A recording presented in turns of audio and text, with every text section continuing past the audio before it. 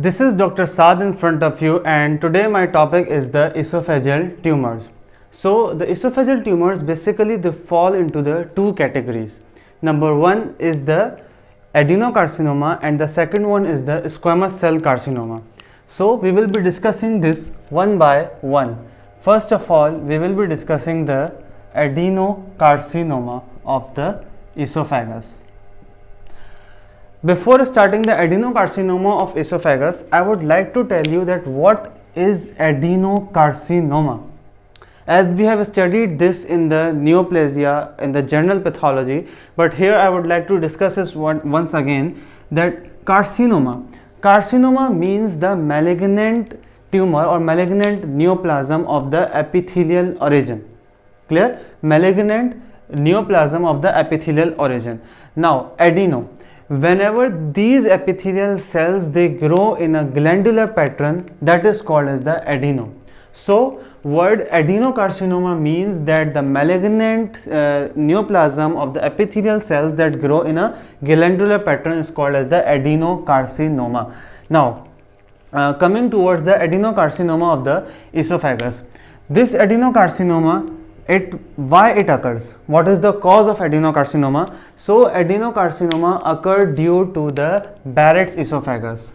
Barrett's esophagus is the cause of the adenocarcinoma. What happens in the Barrett's esophagus? That the squamous epithelium of the esophagus it changes into the columnar epithelium of the means you can say it changes into the columnar epithelium. This is the Barrett's esophagus. After this, if it continues chronically, it develops into the adenocarcinoma. Simply you can make a chain that we have studied, GERD, that is the reflux esophagitis. It progresses into the Barrett's esophagus and then it progresses into the adenocarcinoma. Clear? So this is a whole chain. Now moving on towards the factors that decrease the risk of adenocarcinoma.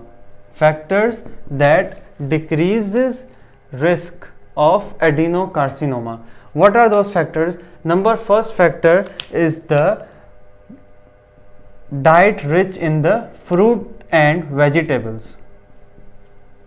Clear? Diet rich in the fruits and vegetables. And number second is the H. pylori infection. Here it is very necessary to explain that how H. pylori causes the how H. pylori decreases the risk of adenocarcinoma. What happens that H. pylori it causes the gastric atrophy. When the gastric atrophy occurs, there will be decreased secretion of the acid. HCl secretion will be decreased, and now the stomach contents they are decreased, means they have less acid in them. When these stomach contents they are reflux backward into the esophagus, so they will be causing less damage to the esophagus because they are having the less acid or they are acid free. So this is the reason, that's why the H. pylori they decreases the risk of the adenocarcinoma. Clear up till now? Now this adenocarcinoma it mainly develops in the distal third of the esophagus. Distal third of esophagus. And it mainly occur in the males. It is more common in the males. Now moving on towards the pathogenesis of this disease, pathogenesis of the adenocarcinoma. Basically all cancers they have the similar pathogenesis, that is simple mutation in the genes, and this we have studied detailed in the neoplasia in the general pathology, detail about the mutations and about the cancer, whole pathogenesis and all that. But here I would like to give a brief introduction or I would like to tell about the pathogenesis and the mutations. So there are certain genes that carry out the cell cycle progression. For example, this is cell and this divides into the two cells. So there are certain genes that means increase the cell cycle.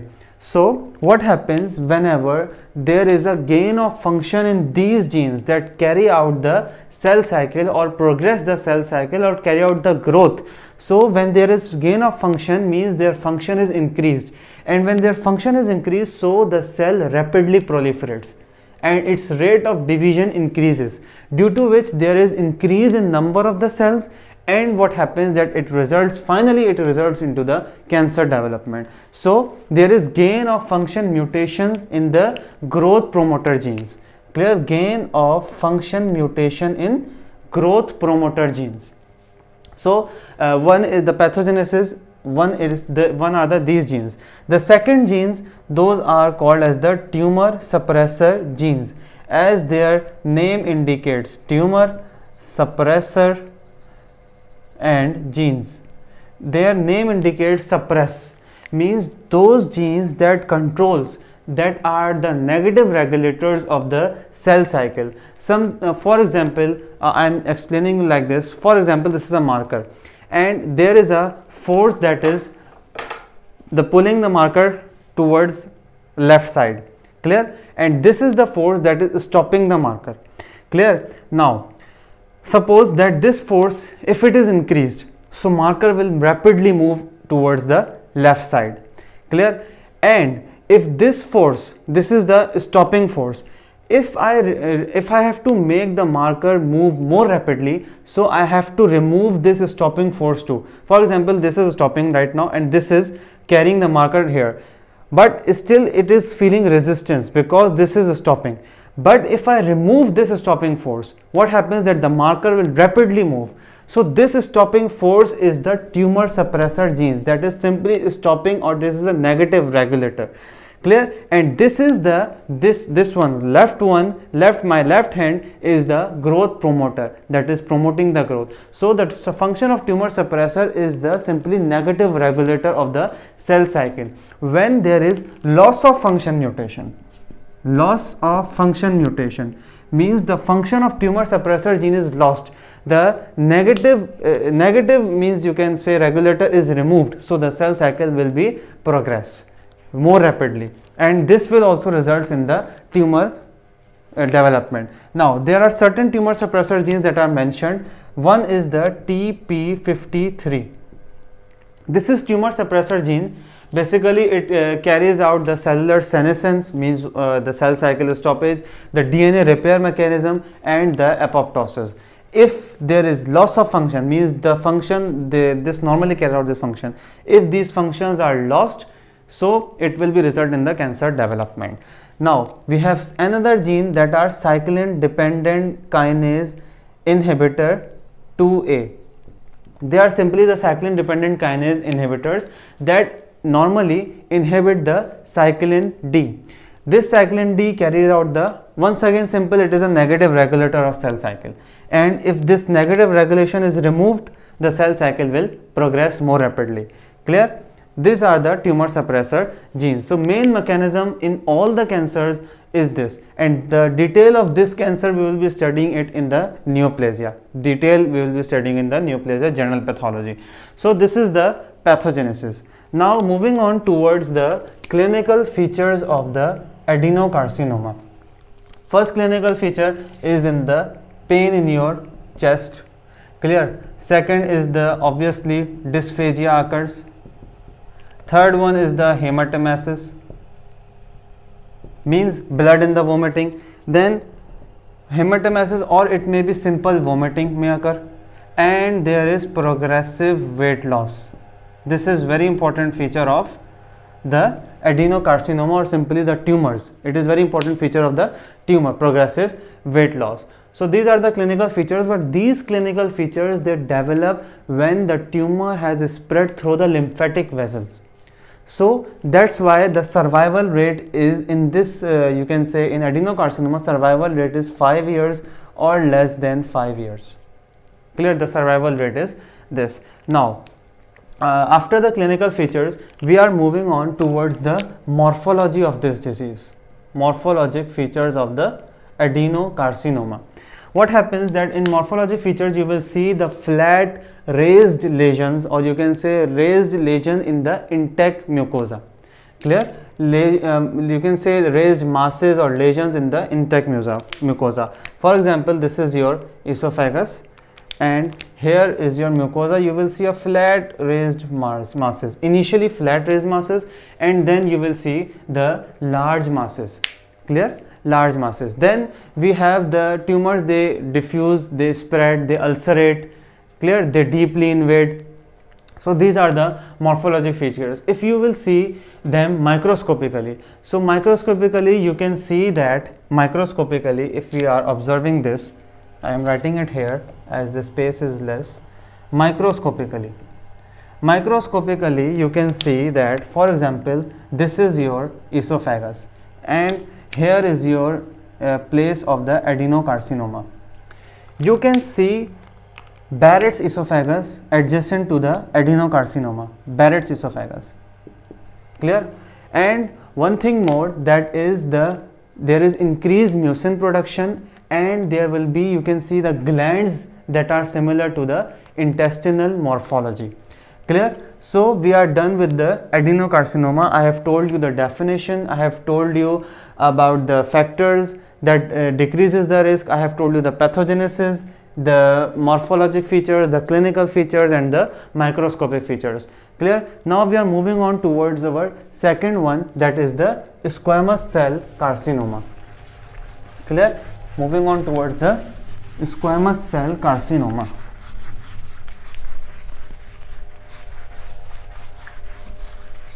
Okay, so squamous cell carcinoma, the second one is the squamous cell carcinoma. As its name indicates, squamous cell. Normal epithelium of the esophagus is squamous. See here, this is esophagus, clear, and this is the squamous epithelial cells of the esophagus, that are flat epithelial cells, clear. So in the adenocarcinoma, the development was after the Barrett's esophagus, but here the normal squamous cell, they rapidly proliferate due to the mutations and they results in the squamous cell carcinoma, clear. So this is the definition. Now we are moving on towards the risk factors that cause the squamous cell carcinoma. What are the risk factors? Risk factors are the smoking, tobacco use, clear, achalasia, diets that are deficient in fruits and vegetables, or you can say fungus contaminated foods, or human papilloma virus infection. They are all those factors that can cause the squamous cell carcinoma, clear. Now moving on towards the pathogenesis of this disease. Simple pathogenesis also similar. I already told you that all the cancers, all the tumors, they have the similar pathogenesis, that is simply the mutations, but there are certain specific genes that are involved, so that's why I have to discuss it here. For example, this is a transcriptional factor SOX2, clear. There is an amplification of this factor. Now what this factor causes? Basically it causes the self renewal and survival. So amplification means gain of function in this transcriptional factor SOX2 causes the self renewal and survival that results in the cancer development. One is this mutation. The second mutation is once again the gain of function mutation in cyclin D. What is this? This is the growth promoter gene, clear. Growth promoter means that carry out the growth. And the third one is simply a tumor suppressor gene, and whenever there is tumor suppressor gene, there will be a loss of function mutation, And what are those tumor suppressor genes? I have already told you in the adenocarcinoma, one of those is EEC adherence, TP53, discussed in the adenocarcinoma. Then we have Notch1. So these are the different genes that are tumor suppressor genes. You have to just remember the basic concept that the tumor suppressor genes, loss of function mutation, growth promoter genes, gain of function mutation, results in the you can say cancer development, clear. So this is the pathogenesis of this disease. Now we are moving on towards the clinical features of this disease, clear. The clinical features of this disease. One is the dysphagia. Obviously dysphagia occurs. Then we have the odynophagia. Odynophagia. What is odynophagia? Odynophagia is pain on swallowing. Clear? This is odynophagia. Then we have obstruction in later stages. Then we have iron deficiency, hemorrhage, sepsis, and you have not to forget what? Progressive weight loss. Very important in cancers, or you can say carcinomas, malignant carcinomas, that is the progressive weight loss. So this is the clinical features of this disease. Now we are moving on towards the morphologic features of this disease. Initially when it starts to develop, obviously it is small, gray, whitish in appearance. Clear? But later on it become a large mass and they start to obstruct the esophagus. Clear? So these are the morphologic features of the squamous cell carcinoma. Now one thing that I have to explain you, that where the in which region of the esophagus this carcinoma develops. So this is developing in the mostly in the middle third of the esophagus, while the adenocarcinoma was developing mostly in the distal third. This is developing in the middle third, or you can say maybe in the upper third, but most common is the middle third. Now according to the location of the carcinoma, in which lymph node it will spread, this is important to learn, that you can also tell that the lymph nodes that are involved in the different parts of the esophagus. First of all, the lymph nodes that you can say cancer that metastasize, or you can say the cancer of upper third of the esophagus. Cancer of the upper third of the esophagus, this is the esophagus, this is upper third, middle third and the lower third. Upper third of the esophagus, it metastasizes into the cervical nodes. Very important to remember this. Then we have cancer of the middle third, that is squamous cell carcinoma. It metastasizes into the paratracheal lymph nodes, tracheobronchial lymph nodes. Clear? And the third one is the mediastinal lymph nodes. Clear? Means it is near to the respiratory tree. Then we have the distal third of the esophagus, and that is most common. Distal third is the adenocarcinoma. So where it can spread? It can obviously spread to the gastric lymph nodes, it can spread to the celiac lymph nodes. So this is the region wise, that where in which part of the esophagus cancer develop and where it can metastasize. So this is, you have to remember it. Now if for example it involves the respiratory tree, clear, if the cancer is involving the respiratory tree, it may cause the pneumonia. If it is involving aorta, so there will be a means lot of bleeding in the patient, and patient may die due to the bleeding. So the death due to the bleeding, it is called as the exsanguination. I think so this is the right spelling, or there may be a spelling mistake, but this is the death of the patient due to bleeding, and if the esophagus involves the aorta, so this may occur. Clear? So today we have discussed the adenocarcinoma, squamous cell carcinoma. I have told you about the definition, the risk factors, pathogenesis, clear, and the morphologic features, clinical features, and the region wise, that where the cancer will metastasize. This is all about today's lecture, and today we have finished our part, esophagus part, we have finished of the GIT. So you have any question, you may ask in the comments. In the video you can ask the comments, and thank you so much for watching. Allah Hafiz.